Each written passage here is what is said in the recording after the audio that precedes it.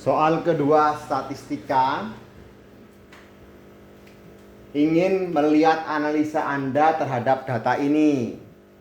Ini merupakan data rata-rata dengan batasan umur 15 sampai 64 tahun. Nah, rata-rata yang ini itu akan naik dibandingkan dengan data yang ada. Kalau bagaimana? Gitu. Sekarang kita analisa tingkat pengangguran terbuka. Itu cara menghitungnya yang tidak bekerja pada umur 15 sampai dengan 64 tahun dibagi dengan jumlah penduduk yang ada. Nah, sekarang kita lihat pernyataan yang pertama. Kalau usianya 65 tahun tidak bekerja, tidak tercatat. Sekarang yang tercatat itu harusnya umur 15 sampai 64 tahun yang tidak bekerja. Nah, sekarang kalau 65 tahun tidak bekerja, ya memang enggak dan enggak perlu bekerja. Tidak tercatat, ya memang tidak harus tercatat. Jadi yang pertama tidak akan mempengaruhi kenaikan rata-rata. Jadi yang pertama adalah salah. Yang kedua, usianya 14 sampai 18 tahun. Nah, di sini batas usianya itu 15. Di sini batas usianya 14.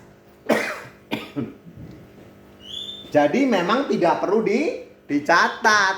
Jadi di sini tidak usah gitu, dan tidak akan mempengaruhi kenaikan. Sekarang yang berikutnya, usia 67 tahun tidak bekerja dan tercatat.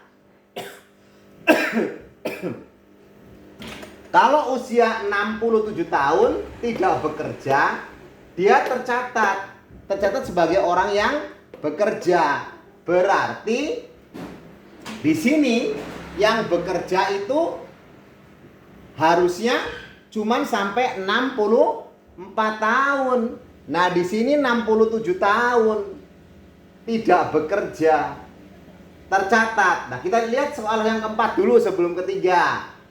Usia 18 sampai 20 tahun tidak bekerja, tidak tercatat. Ini akan lebih berpengaruh. Kenapa? Dia usianya 18 sampai 20 tahun. Ada di sini. Dan kriterianya tidak bekerja di sini.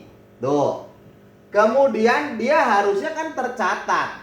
Tetapi di sini ternyata tidak tercatat. Kalau ini tercatat, maka yang tidak bekerjanya pasti akan bertambah. Nah, karena ini bertambah, maka rata-ratanya akan bertambah. Nah, sekarang bagaimana yang ini? Usianya 67 tahun tidak bekerja, tercatat. Tercatat apa ini? Tercatat tidak bekerja, ya nggak masalah gitu. Jadi ini tidak akan mempengaruhi kenaikan yang tidak bekerja gitu. Lebih berpengaruh yang keempat.